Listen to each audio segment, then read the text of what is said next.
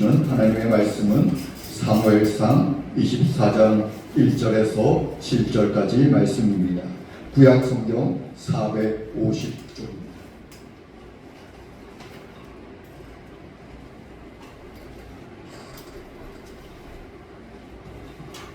사무엘상 24장 1절에서 7절 말씀 450쪽입니다. 다 찾으셨으면 제가 봉독하겠습니다.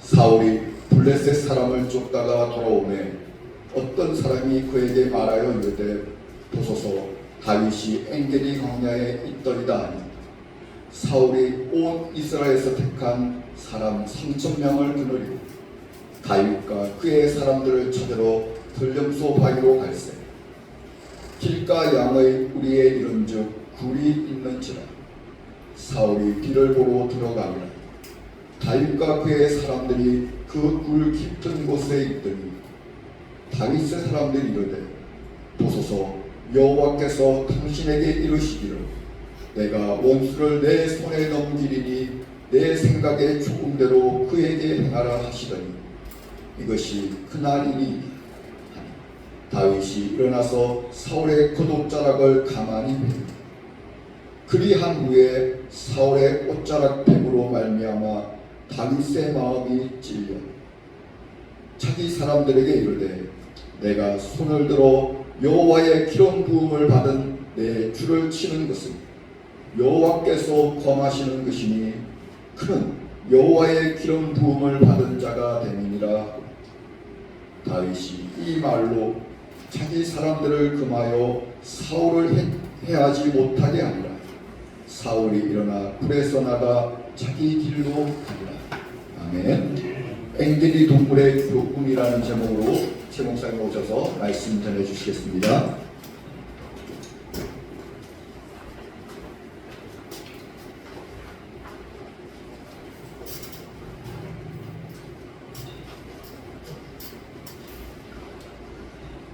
사무엘서라는 책은 책에 등장하는 인물들의 이야기를 통해서 하나님의 교훈과 메시지를 전하는 인물 중심, 스토리 중심의 책이라고 했습니다. 그래서 우리가 책의 이름만 봐서는 그 주인공이 사무엘이라고 생각할 수 있지만 사실 이 책의 모든 포커스는 사무엘이 아니라 그 뒤에 등장하는 다윗의 초점이 맞춰져 있습니다. 구속사의 관점에서 보면 사무엘이라는 인물은 마치 누구와 같냐면요, 다윗의 실상이 되시는 예수 그리스도께서 구속사의 전면에 등장하시기까지 예수님의 길을 예비했던 세례 요한과 같은 인물이 바로 사무엘이라는 겁니다. 다윗이 사무엘로부터 이스라엘의 왕으로 기름 부음 받은 것처럼 예수님은 세례 요한으로부터 세례를 받으심으로써 온 세상의 왕이자 구주로 성령의 기름 부음을 받으신 겁니다. 그런 관점에서 보면 사무엘과 다윗의 관계는 세례 요한과 예수님의 관계를 예표하는 그림자이자 모형이 아니겠는가 하는 겁니다. 이렇듯 복음서의 주인공이 세례 요한이 아닌 예수님이었던 것처럼요, 사무엘서의 주인공 역시 사무엘이 아니라 다윗이라는 겁니다. 사무엘서는 사무엘의 이야기가 아니라 다윗의 이야기예요. 오늘은 지난 시간에 이어서 사무엘서의 주인공인 다윗의 이야기를 좀 더 살펴보려고 하는데요. 다윗은 어린 나이에 이스라엘의 왕으로 기름 부음을 받았습니다.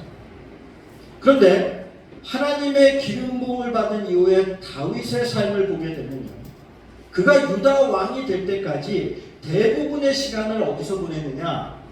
광야에서 보냈습니다. 하나님은 이스라엘의 왕이 될 다윗을 왕궁으로 보내신 것이 아니라 광야로 보내신 거예요. 그래서 줄곧 광야에만 있다가 왕이 된 사람이 다윗이에요. 왕의 수업을 왕궁에서 받은 것이 아니라 광야에서 받은 겁니다. 부족한 것이 없고 모든 것이 다 갖춰져 있는 곳이 왕궁이라면 광야는 그 반대예요. 하나에서 열까지 모든 것이 부족하고 불편하고 결핍이 있는 곳이 광야입니다. 그런데 하나님은 그런 곳으로 당신의 백성들을 보내신다는 거예요.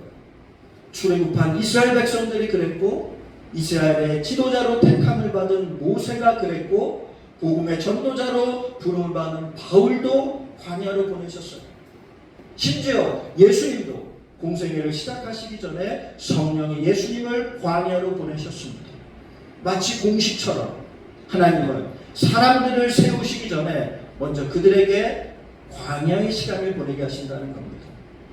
그 이유가 뭐겠습니까? 신명기에 보면 40년간의 광야 생활을 끝마친 이스라엘 백성들에게 하나님이 그들을 광야로 보내신 이유가 무엇인지를 말씀해 주시는데요. 신명기 8장 3절입니다. 너를 낮추시며 너를 줄이게 하시며 또 너도 알지 못하며 내 조상들도 알지 못하던 만나를 내게 먹이신 것은 사람이 떡으로만 사는 것이 아니요 여호와의 입에서 나오는 모든 말씀으로 사는 줄을 내가 알게 하려 하시니라. 하나님의 백성들은 세상을 의지해서 살아가는 사람들이 아니라 오직 하나님의 말씀을 의지해서 살아가는 말씀의 사람들이 되어야 한다는 겁니다. 이게 그리스도인들의 정체성이라는 거예요. 예수님이 광야에서 사단의 시험을 받으실 때 처음 하신 말씀이 어떤 말씀이었습니까? 사람이 떡으로만 살 것이 아니요 하나님의 입으로부터 나오는 말씀으로 살 것이야. 이 말씀이었어요. 광야를 히브리어로 미드바르라고 하는데요. 히브리 성경은 자음으로만 되어 있다고 했어요. 자음으로만 되어 있기 때문에 미드바르를 영어로 옮기면요 MDBR이 됩니다. 그런데 말씀은요 다바르예요. DBR이에요. 미드바르에서 M만 빼면 다바르 말씀이 되는 거예요. 그러니까 유대인들은 미드바르라는 광야라는 단어를 보면 다바르 말씀이 생각나는 겁니다. 다바르인 하나님의 말씀이 들려오는 곳, 하나님의 말씀을 의지해서 살아가는 곳, 그곳이 바로 미드바르 광야라는 곳. 광야는 어떤 곳이냐? 하나님의 말씀을 듣고 하나님을 만나는 곳, 하나님을 경험하는 곳이 광야입니다. 하나님이 다윗을 왜 왕궁이 아닌 광야로 보내셨느냐? 왕궁에 있으면 하나님의 말씀이 들리지 않기 때문이에요. 다윗이 타락하게 된 때는 그가 왕궁에 있을 때였습니다. 모든 것이 풍족하고 부족한 것이 없을 때는 하나님의 말씀이 귀에 들어오지 않는다는 겁니다. 하나님의 말씀은 언제 들리느냐? 우리의 심령에 결핍과 부족함이 느낄 때, 우리 심령이 광야를 지날 때 비로소 하나님의 말씀이 들리기 시작합니다. 그리스도인들에게 광야가 은혜라고 말하는 것은요 그곳에서 하나님의 말씀을 듣고 하나님을 만나기 때문입니다. 다윗은 광야에서 하나님을 만났고 광야에서 그의 인격과 성품이 다듬어져서 하나님 마음에 합한 사람이 되었습니다. 사무엘서가 우리들에게 가르쳐주는 메시지가 무엇이겠습니까? 다윗이 광야에서 배운 것들을 지금 광야의 인생을 살아가고 있는 우리들도 배울 수 있어야 한다는 겁니다. 그래서 우리도 다윗처럼 하나님 마음에 합한 사람이 되어야 한다는 거예요. 그런 의미에서 다윗의 광야 생활을 통해서 우리가 배워야 할 몇 가지 영적 교훈들을 함께 살펴보려고 하는데요. 먼저 본문 사무엘상 24장 6절입니다. 사울이 블레셋 사람을 쫓다가 돌아오매 어떤 사람이 그에게 말하여 이르되 보소서 다윗이 엔게디 광야에 있더이다 하니, 이 말씀에서요 어떤 사람이라는 말과 광야라는 말을 주목해서 보시기 바랍니다. 다윗이 광야 생활을 할 때 끊임없이 반복해서 일어난 일이 있었는데요. 다윗이 사울을 피해서 도망을 가면요 꼭 그 지역에 어떤 사람이 다윗이 그곳에 숨어 있다는 사실을 사울에게 알려줍니다. 그러면 다윗은 그곳에 머물지 못하고 다른 곳으로 도망을 가야 했습니다. 이 과정이 끊임없이 반복되었다는 겁니다. 사무엘상 19장 19절입니다. 어떤 사람이 사울에게 전하여 이르되 다윗이 라마나요에 있더이다 하매 사울이 다윗을 잡으러 전령들을 보냈더니 사무엘상 23장 7절 다윗이 그일라에 온 것을 어떤 사람이 사울에게 알리매 사울이 이르되 하나님이 그를 내 손에 넘기셨나이다. 다윗이요 광야 생활을 떠돌이 생활을 하게 된 결정적인 계기는 누군지도 모르는 그 어떤 사람 때문이었다는 거예요. 우리도 그렇습니다. 광야 같은 인생을 살아갈 때 무엇 때문에 고난을 당하느냐? 사람 때문이에요. 그 어떤 사람 때문에 고난을 당한다는 겁니다. 특히 다윗이 겪은 대부분의 고난은요 사람 때문이었습니다. 그일라에서 어떤 사람 때문에 힘들게 엔게디 강야로 도망을 왔는데 엔게디에서도 어떤 사람 때문에 사울이 그곳 엔게디까지 다윗을 죽이러 찾아온 겁니다. 본문 2절입니다. 사울이 온 이스라엘에게 택한 사람 3,000명을 거느리고 다윗과 그의 사람들을 찾으러 들영서 바위로 갈새 길가 양의 우리에 이른즉 굴이 있는지라 사울이 뒤를 보러 들어가니라. 다윗과 그의 사람들이 그 굴 깊은 곳에 있더니 사울이 온 이스라엘에서 택한 3,000명을 데리고 왔다는 것은 무슨 뜻입니까? 그가 이스라엘의 최정예병들을 엄선해서 데려왔다는 거예요. 다윗을 죽이고자 하는 사울의 의지가 그만큼 확고했다는 겁니다. 그런데 여기서 놀라운 반전이 일어나요. 최정예병 3,000명을 데리고 엔게디 광야에 온 사울이 잠시 볼일을 보러 혼자 굴에 들어가는데 그 굴이 공교롭게도 다윗과 그의 부하들이 숨어있는 굴이었다는 거예요. 엔게디는요 석회암 지역에 수많은 굴들이 있어요. 수많은 굴들이 있는데 하필이면 다윗이 숨어있는 그 굴에 사울이 혼자 그것도 무방비로 들어온 겁니다. 이 지점에서 성경이 저와 성도님들에게 질문을 하는 것이 있습니다. 저와 여러분이 다윗과 그의 부하들의 입장이라면 이 상황을 어떻게 이해하고 어떻게 해석하겠냐는 거예요. 여러분은 어떻게 해석하시겠어요? 누가 봐도 하나님이 주신 절호의 기회이자 하나님의 섭리라고 생각하지 않겠습니까? 다윗의 부하들은요 혼자 동굴에 들어온 사울을 보는 순간 이것이야말로 하나님이 주신 기회이고 하나님의 뜻이라고 생각했습니다. 사절입니다. 다윗의 사람들이 이르되 보소서 여호와께서 당신에게 이르시기를 내가 원수를 내 손에 넘기리니 내 생각에 좋은 대로 그에게 행하라 하시더니 이것이 그날이다. 다윗의 부하들은요 사울을 처리하는데 주저하고 있는 다윗에게 하나님의 말씀을 들어서 다윗을 설득했어요. 여기서 우리가 주목해야 될 것은요 하나님이 다윗에게 정말 이런 말씀을 하셨는가 하는 겁니다.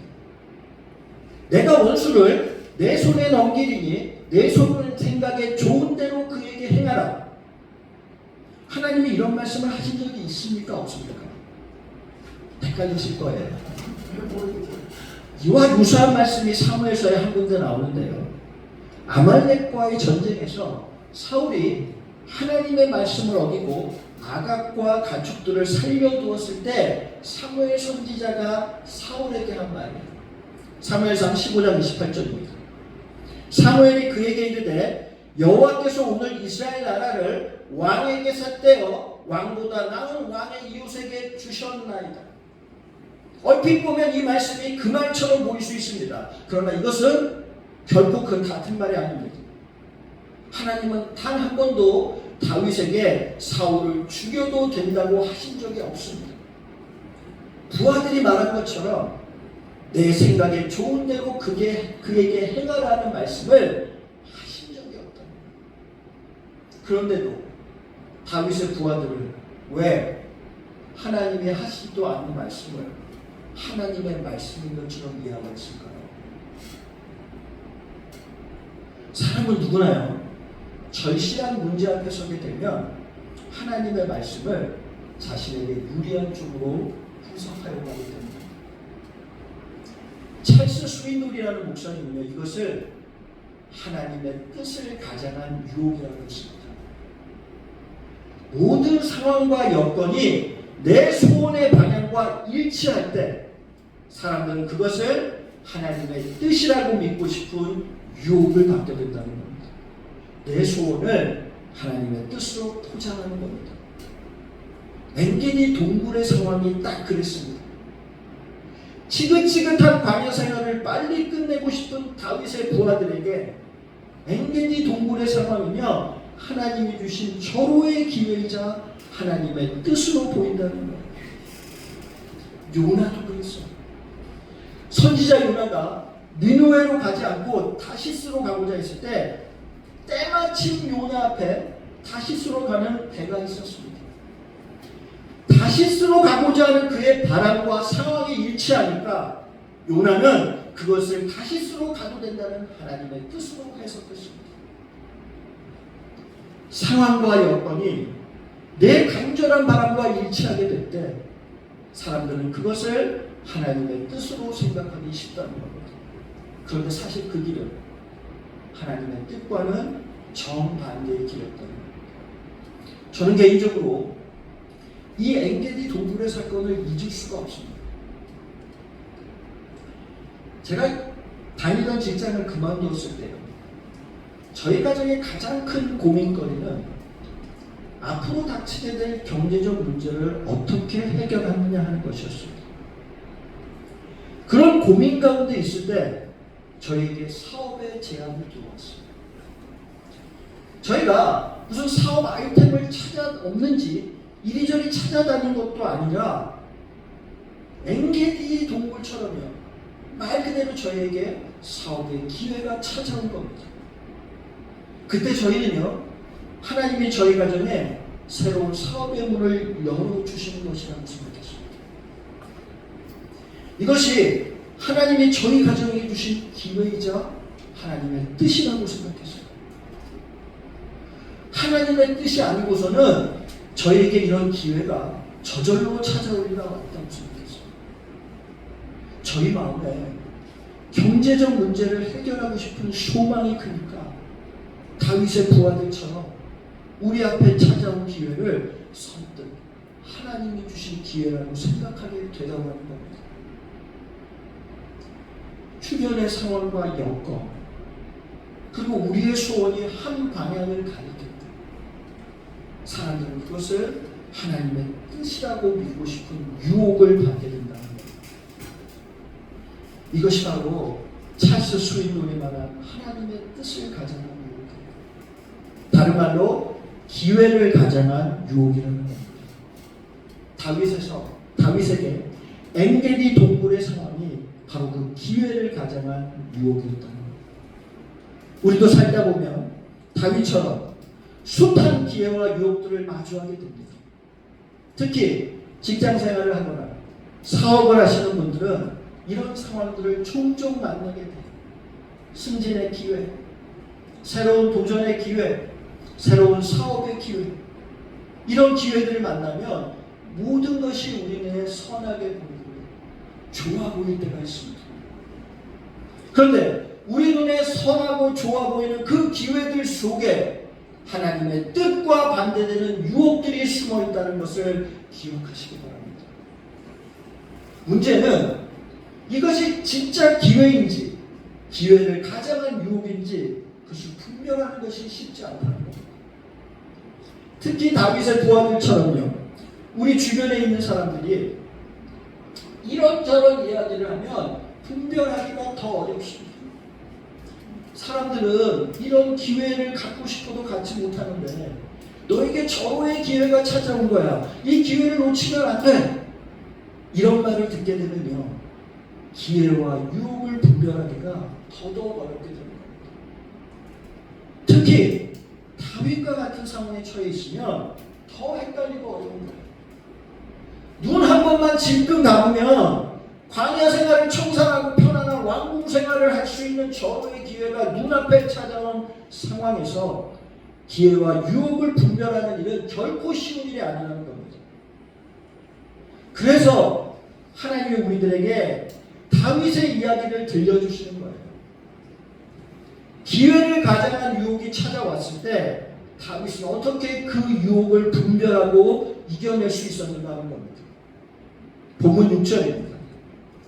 자기 사람들에게 이르되 내가 손을 들어 여호와의 기름 부음 받은 내 주를 치는 것은 여호와께서 금하시는 것이니 그는 여호와의 기름 부음 받은 자가 되느니라 하고, 다윗이 엔게디 동굴의 유혹을 뿌리칠 수 있었던 비결은 무엇이냐? 하나님의 말씀입니다. 다윗은 하나님의 말씀을 자신이 처한 상황이나 감정보다 우선했다는 겁니다. 다윗이 사울을 죽이지 않은 것은 하나님께서 세우신 권위를 함부로 대적하지 말라는 하나님의 말씀 때문이었습니다. 모세의 권위에 대적했던 미리암은 나병의 심판을 받았고 고라는 찢은 후 심판을 받았습니다. 다윗은 이러한 역사와 말씀을 잘 알고 있었을 겁니다. 그래서 다윗이 반복적으로 강조했던 말이 여호와의 기름 부음 받은 자라는 말이었습니다. 사울은 여호와의 기름 부음 받은 자라는 겁니다. 모든 권위는 하나님으로부터 나오는 것이고 왕권 또한 하나님의 권위 아래 있다는 거예요. 사울의 인간 됨됨이나 인격에는 존중할 것이 아무것도 없지만 그가 가진 왕권은 하나님의 권위에 속한 것이기에 그 권위를 폐할 수 있는 분은 오직 하나님뿐이시라는 겁니다. 다윗을 지켜준 또 하나의 중요한 말씀이 있는데요. 그것은 원수 갚는 것이 내게 있으니 내가 갚으리라는 말씀입니다. 너희가 친히 원수를 갚지 말고 공의의 하나님께 맡기라는 겁니다. 이 말씀이 다윗으로 하여금 사울에게 친히 보복하지 않도록 그 마음을 붙들어 준 겁니다. 다윗을 유혹의 길에서 멈춰서게 한 것은 오직 하나님의 말씀입니다. 다윗의 이야기가 신약시대를 사는 우리들에게 전해주는 메시지가 무엇이겠습니까? 하나님의 말씀을 존중하는 사람만이 사람의 유혹을 분별할 수가 있고 유혹을 이겨낼 수 있는 힘이 생긴다는 겁니다. 예수님도 광야에서 사단의 유혹을 받았을 때 사탄의 세 가지 유혹들을 무엇으로 물리치셨습니까? 하나님의 말씀만을 의지해서 말씀으로 물리치셨습니다. 누군가 저에게요, 사무엘서의 주제를 한 가지만 이야기해 보라면 저는 하나님이 다윗에게 하신 말씀, 하나님 마음에 합한 사람, 이것을 사무엘서의 주제라고 말하고 싶습니다. 하나님 마음에 합한 사람은 어떤 사람이냐? 하나님의 말씀을 존중하는 사람입니다. 사울과 다윗의 운명을 갈라놓은 결정적인 차이가 뭐냐? 그것은 하나님 말씀을 대하는 태도였습니다. 하나님의 말씀을 존중하는 사람이냐 그렇지 않은 사람이냐는 겁니다. 사울은 길갈에 가서 사무엘을 기다리라는 말씀을 들었을 때도, 아말렉을 진멸하라는 말씀을 들었을 때도 그 말씀을 존중하지 않고 자기 생각에 옳은 대로 행동했습니다. 반면에 다윗은 자기의 생각과 하나님의 말씀이 다를 때 자기 생각을 사로잡아서 하나님의 말씀에 복종시켰습니다. 이게 사울과 다윗의 운명을 갈라놓은 결정적인 차이였습니다. 저와 성도님들은 신앙생활을 하면서요, 하나님의 말씀을 얼마나 존중하면서 살고 있습니까? 사울처럼 자신의 생각이 하나님의 말씀보다 앞서고 있지는 않습니다. 하나님의 말씀을 내 생각보다 존중할 수 있는 저와 성도님이 되시기를 소망합니다. 그런데 오늘 본문에 나오는 엔게디 동물 이야기는요, 이 이야기까지만 봐서는 안 됩니다. 이 이야기는 그 다음 25장에 나오는 나발 이야기까지 가야 돼요. 그래야 다윗의 이야기를 온전히 이해할 수가 있습니다. 엔게디 동굴 사건 이후에 다윗은 엔게디 광야에서요 마온 광야로 도망을 가는데요. 그 마온 광야에서 나발이라는 한 인물을 만나게 됩니다. 사무엘상 25장 2절입니다. 마온에 한 사람이 있는데 그의 생업이 갈멜에 있고 심히 부하여 양이 3,000마리요 염소가 1,000마리이므로 그가 갈멜에서 그의 양털을 깎고 있었으니 그 사람의 이름은 나발이요 그의 아내의 이름은 아비가일이라. 나발은요 말씀처럼 양을 3,000마리나 치는 큰 부자였는데요. 다윗이 마온 광야에 있을 때 그가 여러 차례 나발의 목자들과 양떼들을 지키고 보호해 주었습니다. 그런데 어느 날 나발이 자기 양의 털을 깎는다는 소식이 다윗에게 들려온 겁니다. 유목민에게 양털 깎는 날은요 농부들의 추수날과 같은 겁니다. 이날에는 주인이 잔치를 열었어요. 이웃에게 음식을 대접하고 호의를 베푸는 것이 관례였습니다. 그래서 다윗도 나발이 양털을 깎는다는 소식을 듣고는 자기와 일행들이 먹을 양식을 얻고자 나발에게 부하를 보냈는데요. 나발로부터 들어온 대답은 심한 모욕과 조롱이었습니다. 사무엘상 25장 10절입니다. 나발이 다윗의 사환들에게 대답하여 이르되 다윗은 누구며 이새의 아들은 누구며 도대체 요즘에 각기 주인에게서 억지로 떠나는 종이 많도다. 내가 어찌 내 떡과 물과 내 양털 깎는 자를 위하여 작은 고기를 가져다가 어디서 왔는지도 알지 못하는 자들에게 주겠느냐 한지라. 다윗은 나발에게 호의를 베풀었는데 돌아온 것은 심한 모욕과 멸시였습니다. 여기서 우리가 주목해야 될 것이 있어요. 그것은요 나발의 이기적이고 어리석은 태도가 아니에요. 그 나발의 태도에 대해서 다윗이 보인 반응이에요. 사무엘상 25장 21절입니다. 다윗이 이미 말하기를 내가 이자의 소유물을 광야에서 지켜 그 모든 것을 하나도 손실이 없게 한 것이 진실로 허사라. 그가 악으로 나의 손을 갚는도다. 내가 그에게 속한 모든 남자 가운데 한 사람이라도 아침까지 남겨두면 하나님은 다윗에게 벌을 내리시고 또 내리시기를 원하노라 하였다. 나발과 그 사람들 다 죽여버리겠다는 거예요. 다윗은 엔게디 동굴에서요 원수인 사울을 눈앞에 두고도 사울을 죽이지 않았습니다. 그런데 나발의 무례한 태도와 무시 앞에서는 인내의 한계를 드러내고 말합니다. 여러분, 나발의 모욕과 조롱이 아무리 심했다고 해도요 사울의 악함에는 비할 바가 아니었습니다. 그런데도 다윗은 나발의 모욕과 조롱 때문에 그와 그 집안의 모든 사람들을 죽이려고까지 했다는 겁니다. 여기서 한 가지 중요한 영적 교훈을 발견합니다. 하나님의 은혜가 아니면 다윗이나 사울이나 다를 것이 하나 없는 그저 본능에 충실한 죄인일 뿐이라는 겁니다. 하나님의 은혜가 없으면 시기와 분노에 사로잡혀서 다윗을 죽이려고 했던 사울이나 나발의 멸시의 분노에서 그를 죽이려고 했던 다윗이나 다를 바가 아무것도 없다는 거예요. 은혜가 없으면 사울이나 다윗이나 그 사람이 그 사람이라는 겁니다. 엔게디 동굴 이야기와 나발의 이야기는요 전혀 다른 이야기인 것 같지만 사실은 같은 이야기예요. 두 이야기에는 그 이야기들을 관통하고 있는 하나의 말씀이 있어요.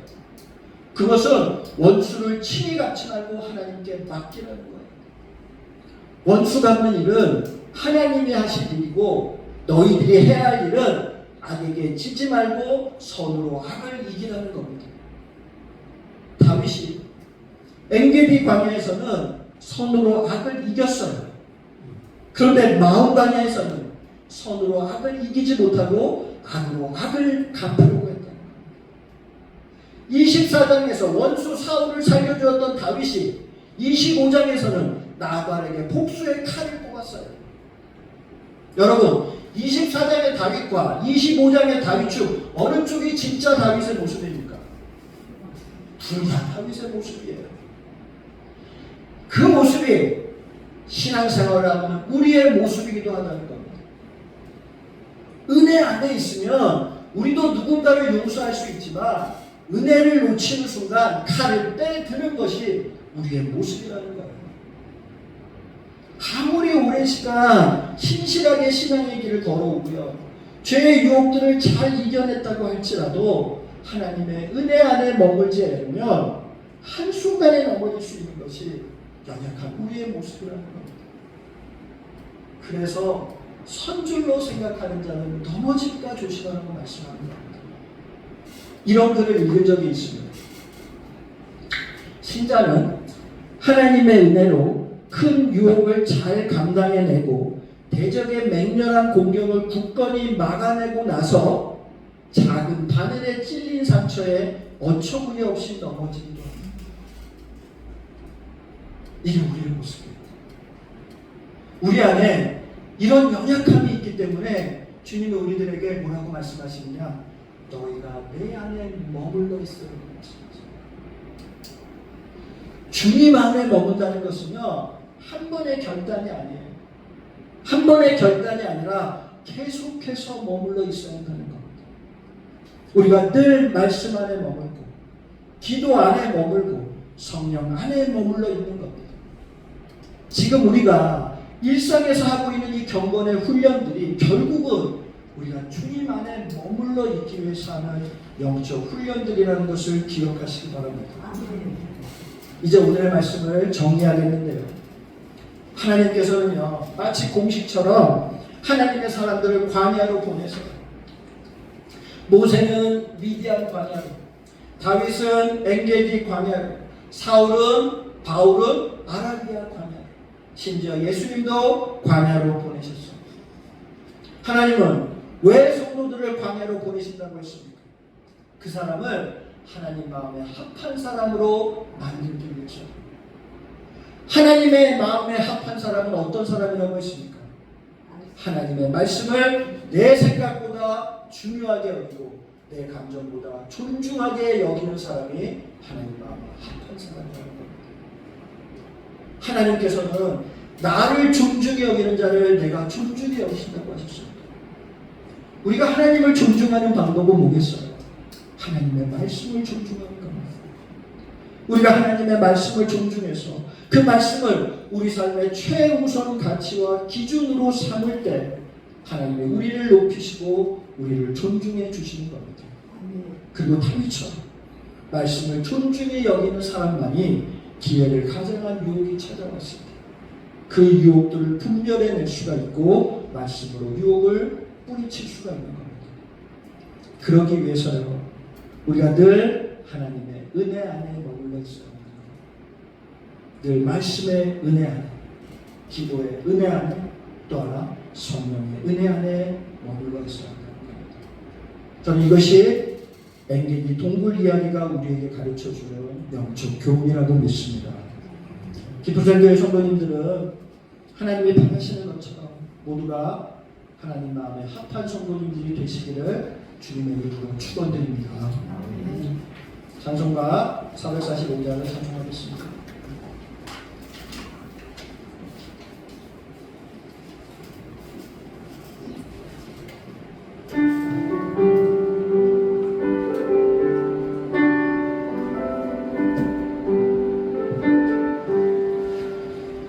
산을 넘어 언덕에 가고 뒷가운데로 걸어가며 주께서 항상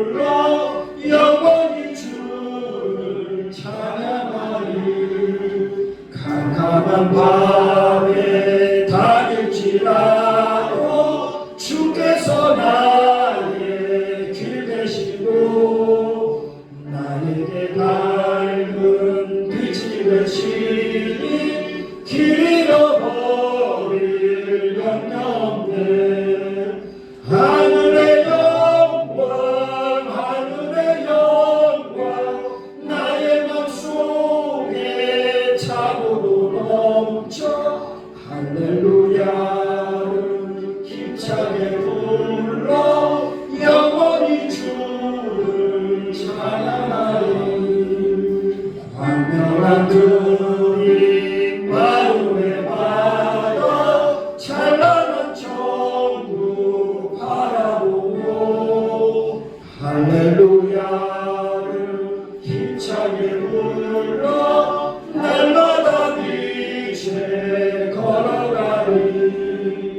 하늘의 영광 하늘의 영광 나의 맘속에 차고도 넘쳐 할렐루야를 힘차게 불러 영원히 주를 찬양하리. 복을 드리겠습니다.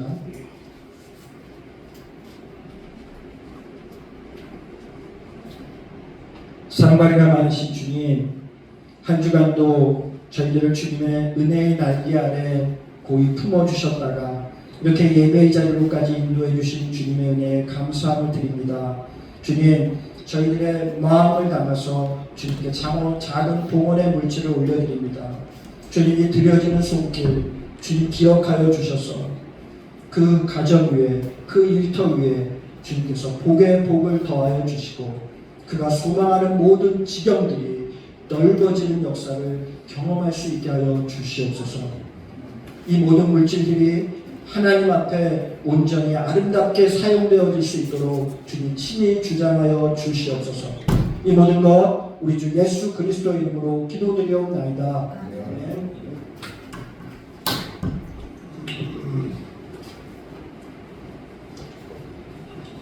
교회에서 신청하도록 하겠습니다. 다음 주는 7월 첫째 주 7월 성찬식이 있습니다. 그리고 다음 주 대표 기도는 이수정 사모님께서 해주시겠습니다. 오늘 우리 말씀을 생각하면서 우리가 신앙생활을 한다는 것이 뭐겠습니까? 그냥 나중에 천국 가는 것, 죽으면 천국 가는 게 우리 신앙생활 전부일까요? 절대 아닙니다. 그건 우리는 속거든요. 지금 천국을 누리지 못하면, 지금 하나님 나라를 누리지 못하면 내가 죽고 나서 천국 보장됩니까? 안 됩니다. 주님은 지금 여러분과 같이 말씀을 나누기를 원하시고 여러분에게 은혜를 베푸시기를 원하시는데 우리가 지금 주님 앞에 나아가지 않는다면, 우리가 지금 말씀을 붙들지 않는다면, 우리가 기도의 자리에 나아가지 않는다면, 우리가 은혜 안에 머물지 않는다면 우리는 이 인생이 결코 복된 인생이 되지 않을 것입니다. 지금 주님은 우리에게 말씀하시기를 원하시고 우리에게 은혜 베푸시기를 원하시는데 우리가 그 자리에 있어야 합니다. 그 자리에 있을 때 우리는 주님의 호의를, 은혜를 삶 가운데 결부리며 살아갈 것입니다. 우리가 그 엔게디 강야성에 있다 할지라도, 어떤 광야를 지난다 할지라도 그곳에서 하나님을 만나는 저와 여러분이 됐으면 좋겠습니다. 그것을 위해서 우리가 말씀 가운데 거하겠다, 또 그 기도 가운데 주님의 임재 가운데 거하겠다, 주님 말씀을 붙들고 주님 말씀을 최고 높이며 주님 말씀을 이끄시는 대로 가겠다고 우리 다짐하는 기도를 했으면 좋겠습니다. 같이 기도하시겠습니다. 사랑이 많으신 하나님 아버지, 참으로 감사합니다. 우리의 삶 가운데 오직 주님만을 바라보는 그 놀라운 그 삶이 되게 하여 주시옵소서. 그 말씀을 존중하고 우리의 생각이 앞서지 않게 하시고 그 상황이 눈에 보이는 것들이 우리의 뜻과 합치되어 그것을 하나님의 뜻으로 오인하며 나가지 않게 하여 주시고 날마다 깨어있음으로 주님께서 주시는 그 뜻을 분별하게 하시고 눈에 보이는 것으로 상황들을 판단하고 해석하지 않게 하시고 주님이 말씀하시는 그 길을 선택할 수 있도록 성령이 충만케 하여 주시옵소서. 주님 말씀을 따라가는 자, 말씀을 따라가는 그 마음, 주님의 마음에 합한 자에게 주님은 날마다 피할 길을 주시고 또 놀라운 그 은혜의 길을 열어가시는 것들을 경험하게 하여 주시옵소서. 우리의 생각으로, 우리의 잘못된 판단으로 그 삶을 살아가지 않게 하시고 날마다 주님께 묻게 하시고 주님 말씀 앞에 나오는 시간들을 갖게 하여 주시옵소서. 그 삶을 통해 날마다 하나님의 나라가 임하게 하시고 말씀으로 날마다 그 천국을 누리며 그 천국을 가정과 이웃에 나타내 보이게 하여 주시옵소서. 주님, 우리의 삶 가운데 말씀하시는 주님을 찬양합니다. 우리의 귀가 들을 게 있는 복된 귀가 되기를 원합니다. 주님, 날마다 그 주님의 임재 앞에, 날마다 주님의 그 말씀 앞에 나아갈 때 말씀하여 주시고 그 말씀이 깨달아지게 하시고 또 모든 것들을 분별할 힘을 주셔서 이 땅에서 승리하며 살아가게 하여 주시옵소서.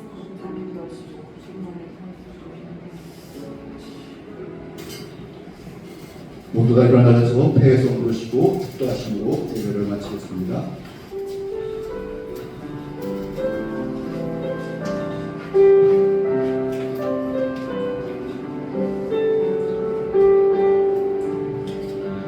여기에 모인 우리 주의 은총 받은 자여 주께서 이 자리에 함께 계심을 아노라.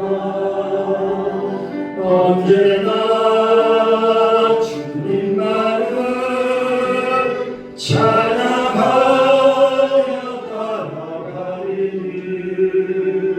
시험을 당할 때도 함께 계심을 믿노라. 이 믿음 더욱 굳세라. 주가 지켜주신다. 어두운 밤에도 주의 밝은 빛 인도하여 주신다. 이 믿음 더욱 굳세라. 주가 지켜주신다.